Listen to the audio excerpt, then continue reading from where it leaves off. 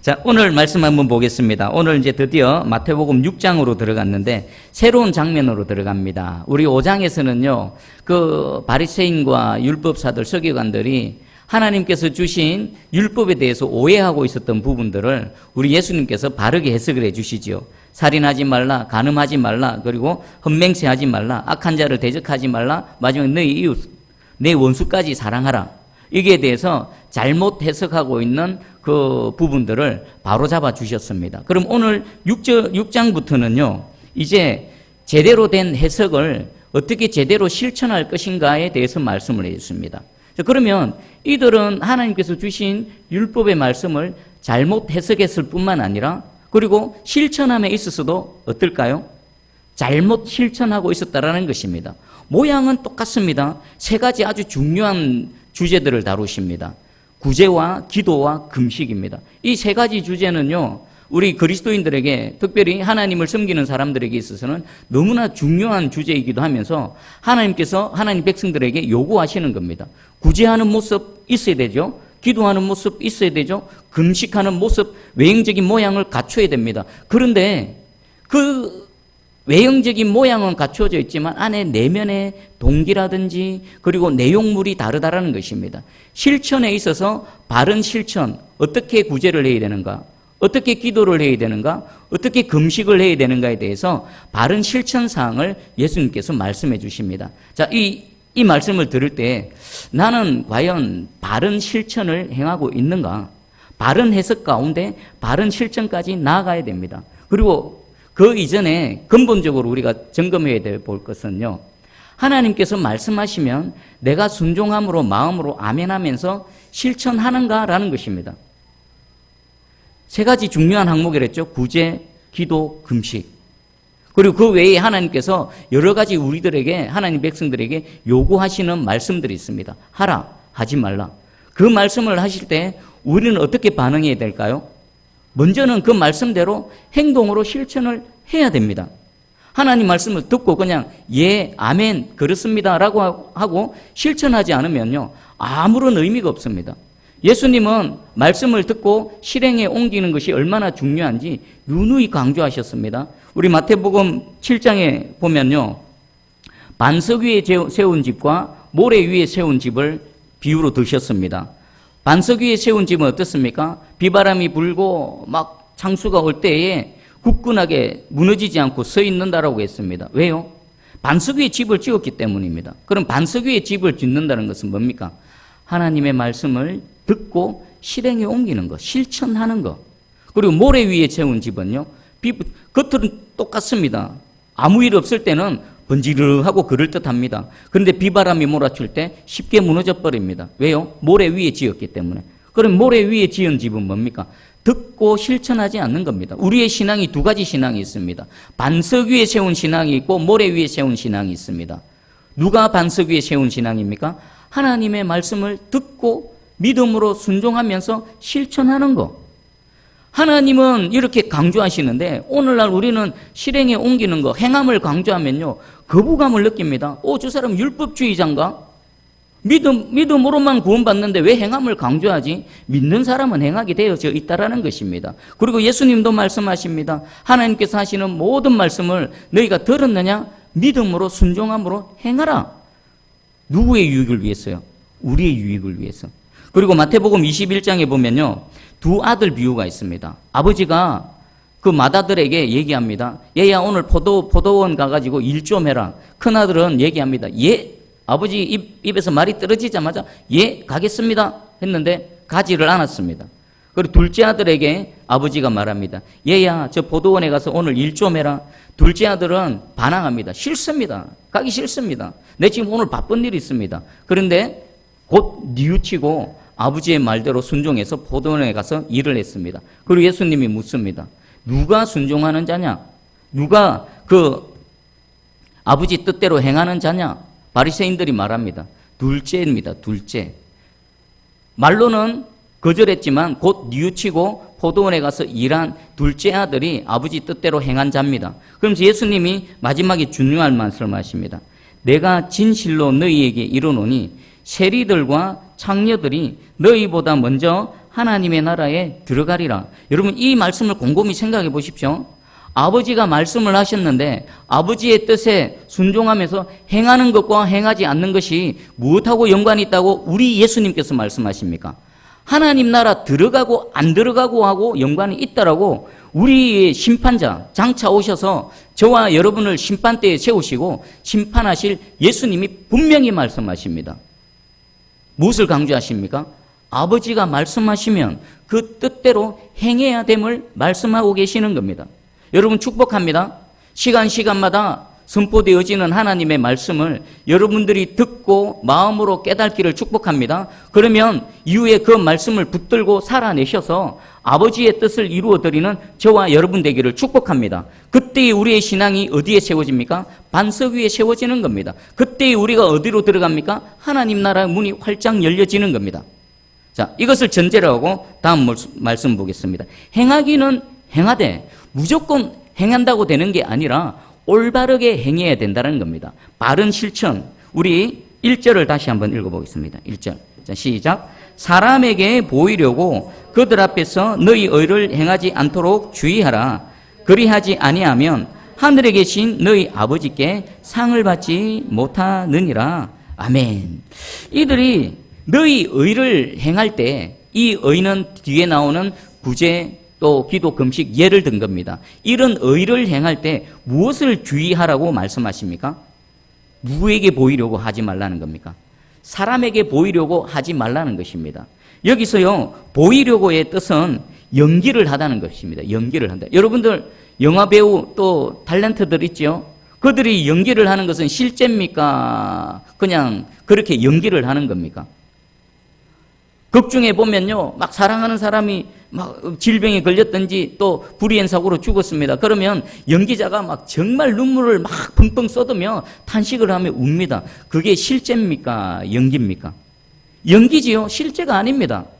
또 어떤 연예인들은 보면 자기 개인에게 큰 슬픔이 있음에도 불구하고 무대 위에서는 사람들을 웃게 되는 사람들이 있습니다. 개그맨 같은 사람들. 우리 이주일 씨 같은 분 그런 말씀을 하시더라고요. 부모님이 돌아가셨는데 무대 위에서 그것을 억누르고 사람들을 막 웃게 되는 겁니다. 이것은 연기입니다. 자, 배우자가 연기할 때 이것은 죄가 안 됩니다. 그건 직업상에 그렇게 하는 겁니다. 죄가 안 됩니다. 그런데 하나님 앞에서 살아가는 신앙인이 이런 연기를 하면 어떻게 될까요? 하나님 말씀하십니다. 그것은 죄다. 위선자다. 우리 예수님은요, 이 위선에 대해서 아주 신랄하게 비판하십니다. 위선이 뭡니까? 겉과 속이 다른 겁니다. 그런 채 하는 겁니다. 여러분, 우리 가인의 예배를 한번 생각해 보십시오. 가인은 예배 드리는 척 했습니다. 실제로는 하나님을 예배하지 않았습니다. 그러니까 하나님을 그 예배를 받지 않으셨죠. 그리고 우리 압살롬을 생각해 보십시오.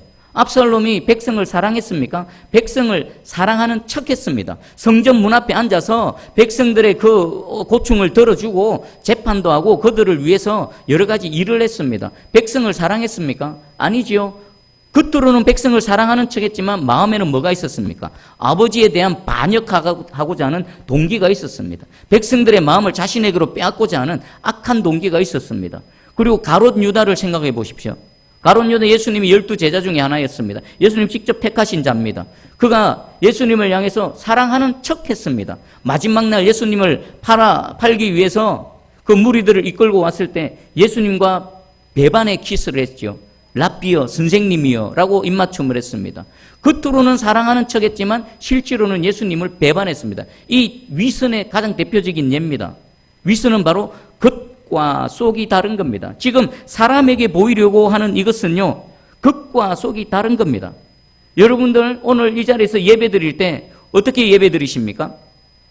온 마음을 다해서 하나님이 받으시는, 하나님이 인정하시는 그런 예배자가 되시기를 주님의 이름으로 축복합니다. 예배를 드릴 때도 그 예배 자체도 다른 예배가 되어질 수 있고, 우리가 하나님 앞에서 하나님이 원하시는 선을 행하는데 그것이 하나님이 안 받으시는 그런 선행이 되어질 수 있다는 것입니다. 자, 그러면 제가 사람에게 보이려고라는 걸 가지고 한번 질문을 드리겠습니다. 자, 먼저 우리가 의를 행할 때는 누구를 인식하며 누구에게 드려야 되는 겁니까? 정답. 하나님께입니다. 하나님께. 자, 그러면 두 번째 질문. 이들은 왜 자신의 의로운 행위를 사람에게 보이려고 할까요? 왜 구제하는 것을 사람들에게 보이려고 할까요? 내가 하나님 앞에 기도하는 건데, 하나님과 나 사이의 문제인데, 왜 기도하는 내 외형적인 모습을 사람들에게 보이려고 할까요? 또 내가 금식을 합니다. 경건의 그 최고봉 아닙니까? 자신의 음식을 끊고 목숨을 걸고 하나님 앞에 결단하며 나아가는 이 금식의 모습은 하나님과 나와의 문제인데 왜 그 모습을 사람들에게 보이려고 꾀재재하게 머리도 막 안 감고 막 초췌한 모습으로 사람들에게 보이려고 합니까? 사람들로부터 인정받기 위해서, 그 경건의 모습을 통해서 사람들로부터 칭찬받기 위해서. 그러면 이 외식하는 자의 그 마음의 동기는 뭡니까? 하나님이 요구하시는 구제, 기도, 금식, 분명히 하나님께서 요구하시는 건데 그것을 사람에게 보이려고 한다는 것은 하나님이 있습니까? 없습니까? 하나님은 의식하지 않습니다. 누구를 의식합니까? 사람들을 의식합니다. 뭐 하려고요? 내 모습을 보는 사람들로부터 칭찬받고 인정받고 존경받기 위해서입니다. 그러면 결국 하나님이 요구하시는 그 경건의 모습들을 통해서 하나님께 영광을 올려드리는 것이 아니라 누구를 높이는 겁니까? 나 자신을 높이는 겁니다. 나를 높이는. 여러분 잘 생각해 보십시오. 하나님 앞에 예배드리는 내 모습이, 하나님께서 요구하시는 그 경건의 모습이 하나님께 영광이 아니라 나를 예배하고 나를 높여드리는 그런 일이 되어질 수 있다는 것을 오늘 하나님께서 말씀해 주십니다. 그리고 이에 대한 결과는 어떨까요? 뒤에 보니까 그리하지 아니하면 하늘에 계신 너희 아버지께 상을 받지 못하느니라. 하나님이 요구하시는 일들을 행합니다. 그러면 거기에 대한 보상과 거기에 대한 상은 누가 주십니까? 하나님이 주셔야 되는데 이들은 하나님이 원하시는 그런 일들을 행하고도 하나님으로부터 상을 못 받습니다. 왜 그렇습니까? 이미 상을 받아버렸거든요. 누구로부터요? 사람들로부터. 이미 상을 받아버렸습니다. 여러분 한번 생각해 보십시오. 하나님께서 원하시는 일을 내가 행하고도 하나님으로부터 인정받지 못하고 하나님으로 칭찬받지 못하고 하나님 예비하신 상을 받지 못한다면 이 얼마나 어리석은 일일까요? 얼마나 개인적으로 비참한 일이 되겠습니까? 자, 그러면 우리 2절을 한번 읽어보겠습니다. 2절 시작. 그러므로 구제할 때에 외식하는 자가 사람에게서 영광을 받으려고 회당과 거리에서 하는 것 같이 너희 앞에 나팔을 불지 말라. 진실로 너희에게 이르노니 그들은 자기 상을 이미 받았느니라. 아멘. 이들이 사람에게 보이려고 어떻게 실질적으로 행했는지를 예수님께서 말씀하십니다. 뭐 합니까? 구제할 때에 자기가 사람들로부터 영광을 받기 위해서 어디서 구제를 했습니까? 회당과 거리했습니다. 회당과 거리는 특징이 뭡니까? 많은 사람들이 모이는 겁니다. 왜 회당과 거리에서 구제를 했을까요? 보라고. 봐라. 많은 사람들아, 날 좀 봐주라. 내가 이렇게 경건의 모습, 하나님의 말씀에 순종해서 어렵고 가난한 사람들을 내가 도와주고 있다. 나를 좀 봐라. 그리고 한 걸음 더 나갑니다. 나팔을 붑니다. 나팔. 나팔을 왜 불까요? 원래는요, 나팔을 부는 목적이 있었습니다. 우리 기록에 의하면은 어떤 사람이 유대인들은요, 구제를 할 때에 회당과 거리에서 나팔을 뿡 하고 붑니다. 그러면 가난하고 어려운 사람들이 그 나팔 소리를 듣고 어떡합니까? 아, 구제하는 자가 지금 나를 부르는구나. 그 나팔 소리를 듣고 가난한 사람, 힘든 사람들이 그 광장으로 모여서 그 구제의 은혜를 입는 겁니다. 그런데 그들이 똑같이 나팔을 불지만 원래 나팔을 불어야 했던 의도와 목적과는 다르게 어떤 마음으로 나팔을 불었을까요? 역시나 마찬가지입니다. 사람들아, 내가 구제하고 있다. 나를 좀 봐주라. 그런 마음으로 뿡 하고 불렀던 겁니다. 그러니까 이들은 회당과 어귀에서 구제 활동을 했던 거, 그리고 또 나팔을 불렀던 거, 이 모든 것들이 그 가난한 사람들을 불러 모아서 구제하기 위함이 아니라 많은 사람들로부터 자신의 구제하는 모습을 보게 하게 하고, 그리고 그들로부터 칭찬과 존경을 받기 위해서 이 일을 했다는 것입니다. 하나님은요, 가난한 자, 궁핍한 자들을 도우라고 성경에서 분명히 말씀하셨습니다. 몇 말씀만 소개해 드릴게요. 신명기 15장 11절입니다. 땅에는 언제든지 가난한 자가 거치지 아니하겠으며 내가 내게 명령하여 이르노니 너는 반드시 네 땅 안에 내 형제 중 곤란한 자와 궁핍한 자에게 내 손을 펼치니라. 이 땅에는 항상 가난한 자가 있다는 것입니다. 제한되고 유한한 세상 가운데는 자원이 균등하게 분배되어지지 못하고 사람의 형편과 처지, 능력에 따라서 불균형하게 분배되어지는 이 세상입니다. 그때에 하나님 요구하시는 것은 많이 가진 자들은 그것을 없는 자들에게 나누고 베풀고 손을 펴서 균등하게 하라는 것입니다. 그리고 시편 41편 1절입니다. 가난한 자를 보살피는 자에게는 복이 있으며 재앙의 날에 여호와께서 그를 건지시리로다. 가난한 자를 보살피는 자에게는 복이 있다라는 겁니다. 하나님께서 복을 보장해 주시는 겁니다. 그리고 잠언 14장 21절 이웃을 업신여기는 자는 죄를 범하는 자요 빈곤한 자를 불쌍히 여기는 자는 복이 있는 자니라. 그 가난한 자를 이 세상은 봐보십시오. 가난한 자를 업신여깁니다. 없으면 업신여기 아니요. 없어 보여도 업신여겨버립니다. 있어 보여야 조금 대우를 해주지 없어 보이면요 그냥 가짜 없습니다. 얼마나 멸시하고 무시합니까? 근데 하나님 뭐라고 하십니까? 가난한 자, 없는 자들을 업신여기는 것은 죄다. 그 죄다. 내가 죄에 대해서 내가 갚을 것이다. 그리고 빈곤한 자를 불쌍히 여기는 자. 빈곤한 자를 불쌍히 여기는 분은 누구십니까? 하나님이십니다. 그 하나님의 마음으로 가난해서 고통당하고 빈곤한 자를 불쌍히 여기는 자는 하나님께서 그들에게 복을 내리실 것이라고 말씀하십니다. 그리고 아드핑크 목사님은요, 가난한 자를 보살피지 않는 자에 대해서 이렇게 말합니다. 가난한 사람들에게 구제하는 것을 거부하는 사람들은 크다란 불의의 죄를 범한다. 그들은 그들의 재산에 대해 청지기 드릴 뿐인데 궁핍한 자들에게 돌아가야 할 것을 박탈했기 때문이다. 아드핑크 목사님은 어떻게 해석합니까? 하나님께서 주신 것은 청지기입니다. 그런데 그 청지기가 가난한 자들에게 하나님 주신 물질로 또 다른 것들, 물질뿐만 아닙니다. 시간, 내 노력, 내 능력을 기꺼이 도와주지 않는 사람은 뭐 하는 겁니까? 그 가난하고 도움이 필요한 자들에게 돌아가야 될 그 무엇을 박탈하고 약탈하는 죄를 범한다라고 말씀하고 계십니다.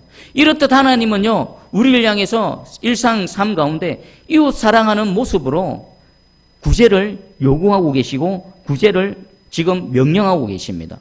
여러분 자신을 한번 돌아봐 보십시오. 나는 하나님께서 요구하시는 이런 내 주변의 내 이웃들, 가난하고 또 힘든 자들에 대해서 내가 기꺼이 손을 펼쳐서 그들을 구제하고 돕고 있는가?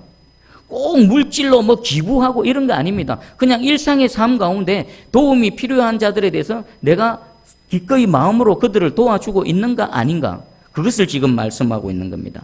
자, 그런데 우리 또 생각해 볼 게 있습니다.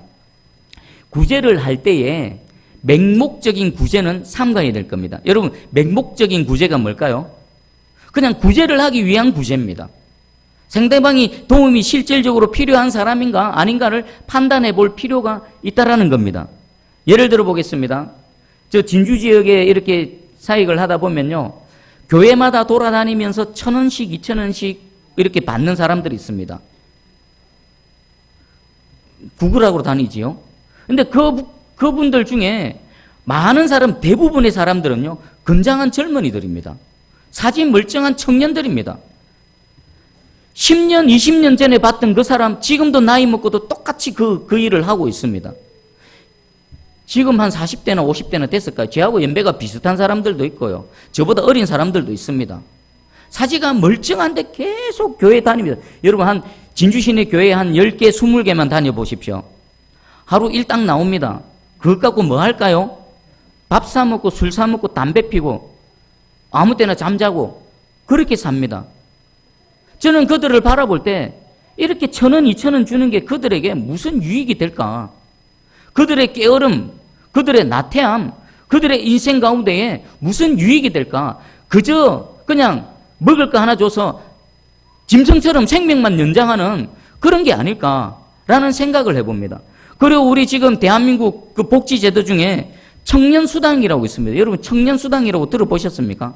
제가 이 자료를 조사해 보니까요, 취직을 하지 못한 이 백수 청년들에게 매월 50만 원씩 6개월간 지원을 해주는 겁니다. 여러분 생각해 보십시오.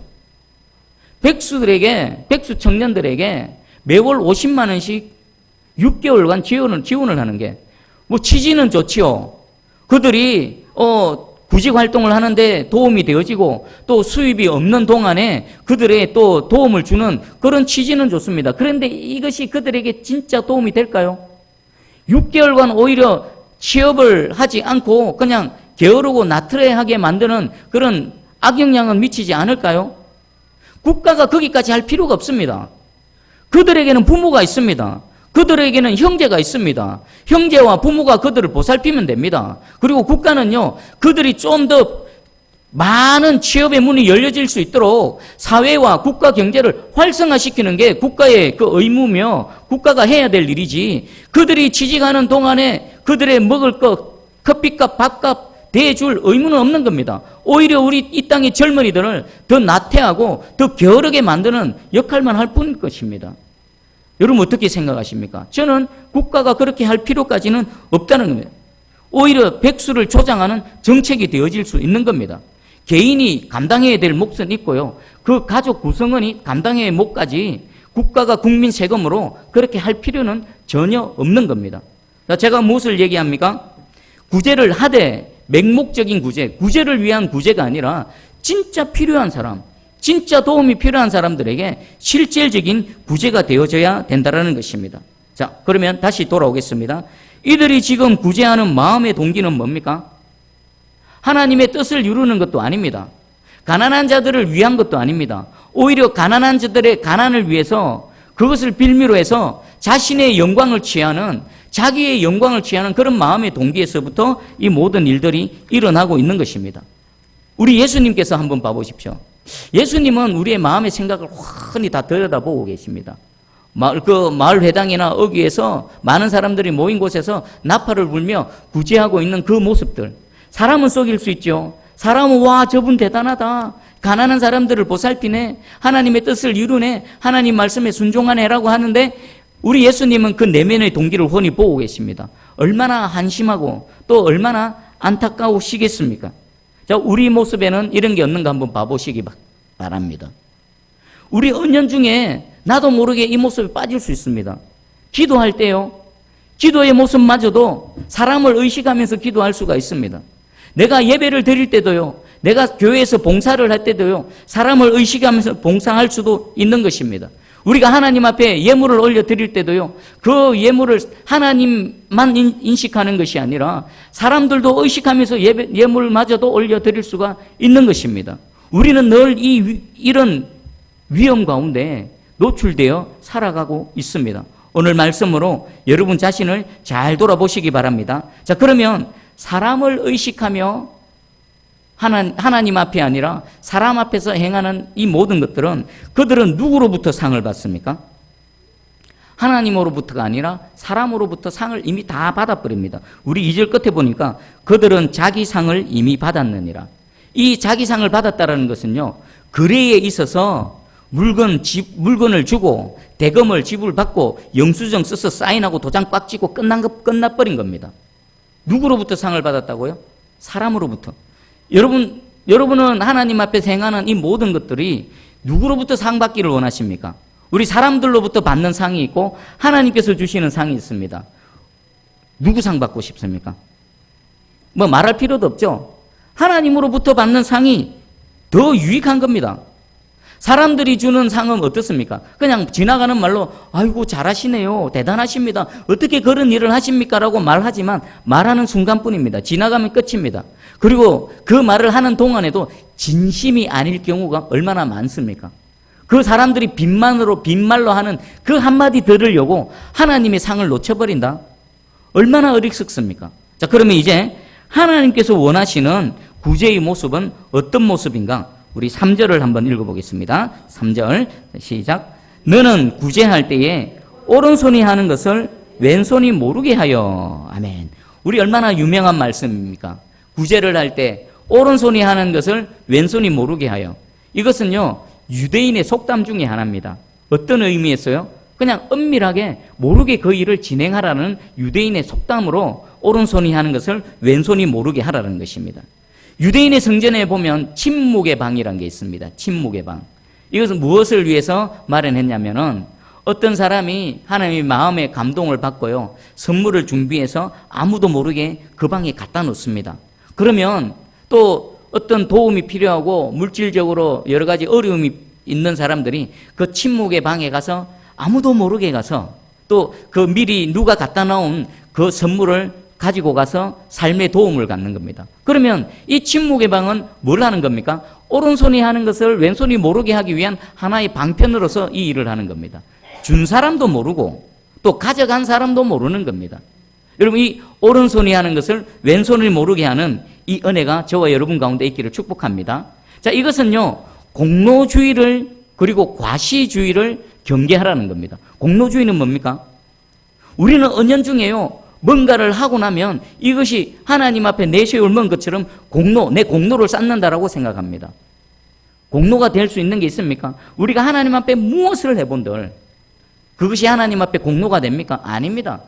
우리는 그저 받은 은혜를 조금 나누어 주는 것 뿐입니다. 공로가 될 수 없는 겁니다. 그리고 과시주의, 과시하는 겁니다. 내가 이렇게 섬겼다. 내가 당신을 이렇게 섬겼다. 과시하는 겁니다.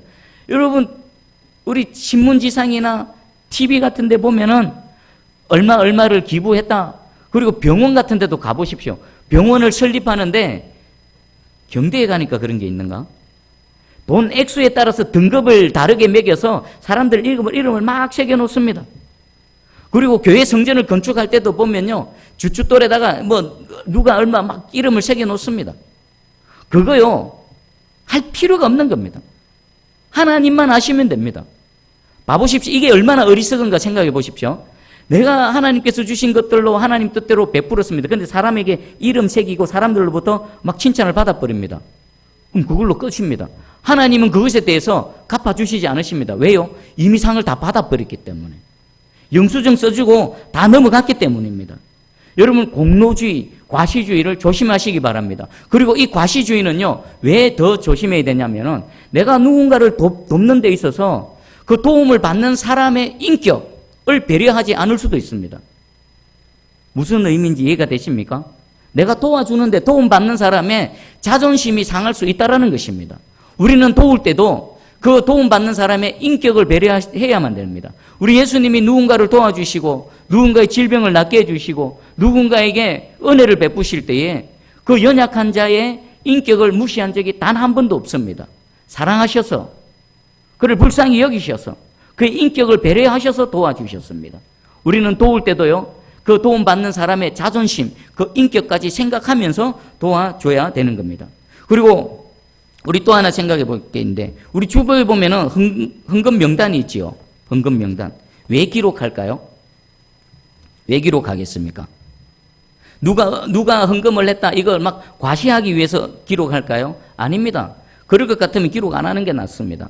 그리고 저는 가끔씩 이런 생각을 해봅니다. 헌금 명단 이것마저도 그냥 없애버릴까? 그런데 실질적으로 필요합니다. 왜 필요한가?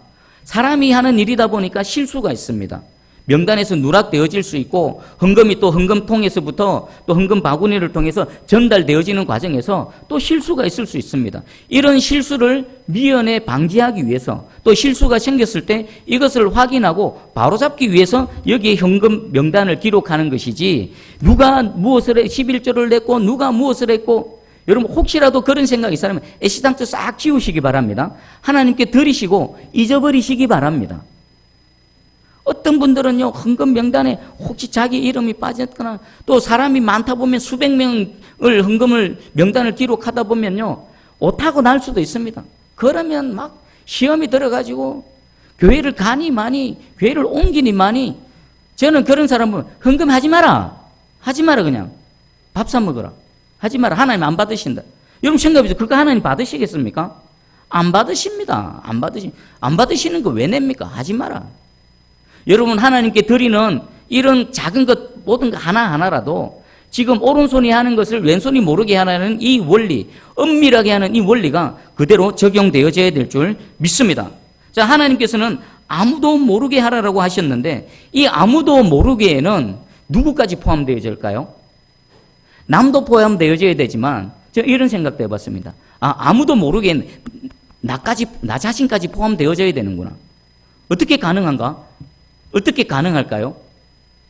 여러분, 이게 남을 구제하고 하나님께서 원하시는 이 선들, 의들을 행할 때에 무의식적으로 내 몸에 배어서 그냥 하면 나도 모르게 행해지는 겁니다.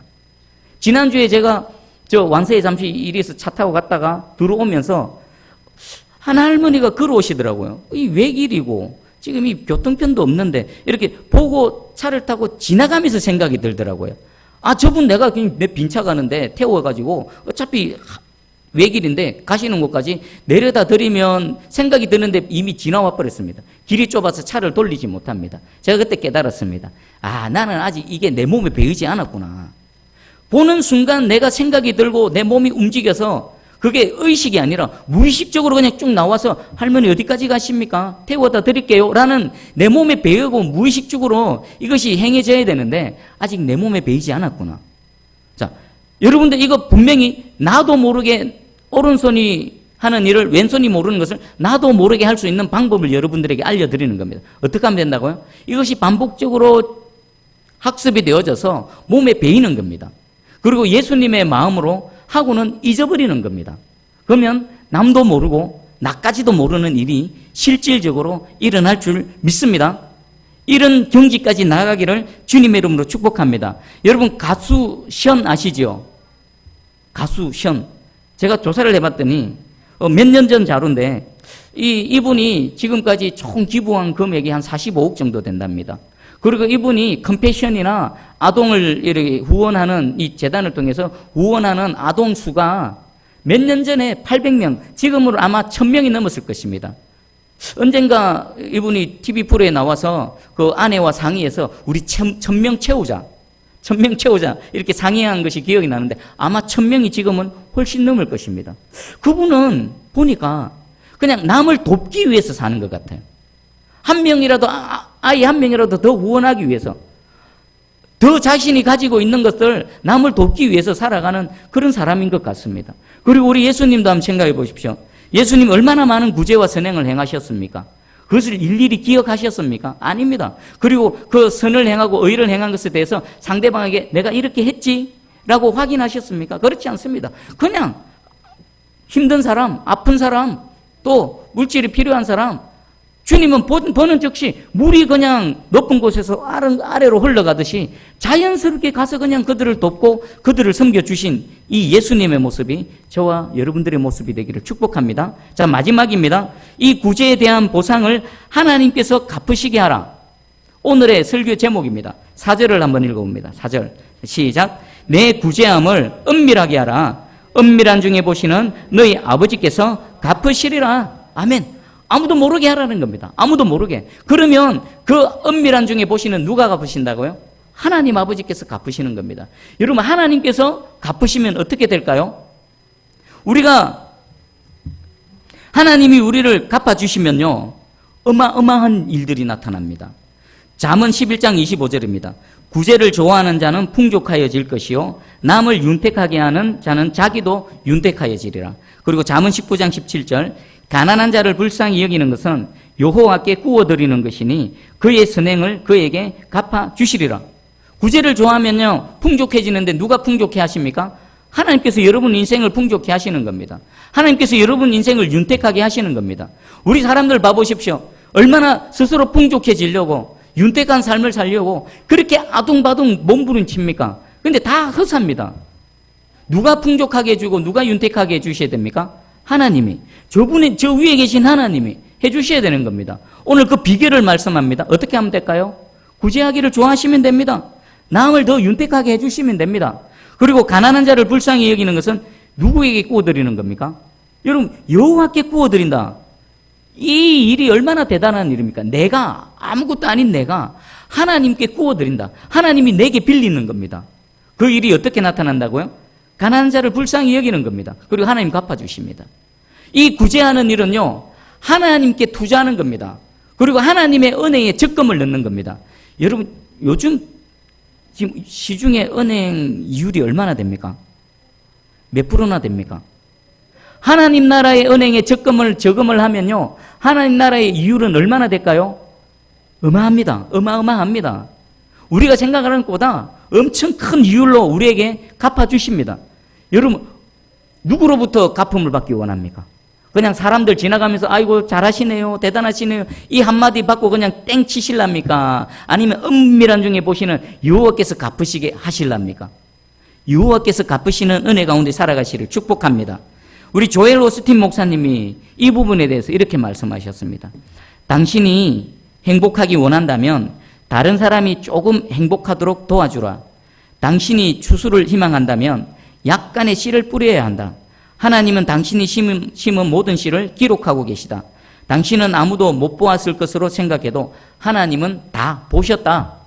그리고 이건요, 이 조엘 오스틴 목사님께서 어디 책 보고 깨달은 걸 얘기하는 것이 아니라 자신의 25년 동안의 사역에 하나님께서 어떤 은혜를 베푸셨는지를 간증하고 계십니다. 이분이 뭐라고 말합니까? 다른 사람의 행복을 위해 내가 조금 뭔가를 했다. 조금 도와줬다. 그리고 하나님으로부터 뭔가를 얻기 위해서 약간의 씨를 뿌렸다. 그런데 조금 도와준 것을 약간의 씨를 뿌렸는데 하나님께서는 엄청나게 내게 은혜를 베풀어 주셨다라고 말하고 있습니다. 자, 오늘 결단하시기 바랍니다. 먼저는 내가 구제를 하는 겁니다. 하나님이 원하시는 그 약간 남을 도와주는 그 조금을 한번 행해 보십시오. 그리고 하나님 나라를 향해 약간의 씨를 한번 뿌려 보십시오. 근데 어떻게 해야 된다고요? 아무도 모르게. 아무도 모르게. 남도 모르고, 심지어는 나조차도 모르게. 그러면 은밀한 중에 보시는 여호와 하나님께서 반드시 엄청난 이자로 붙여서 갚아 주실 줄 믿습니다. 여러분, 구제를 행하고도 그냥 하나님의 상을 받지 못하는 그런 어리석은 자리에 계신 것이 아니라 오늘 하나님께서 상 받는 비결을 말씀해 주셨습니다.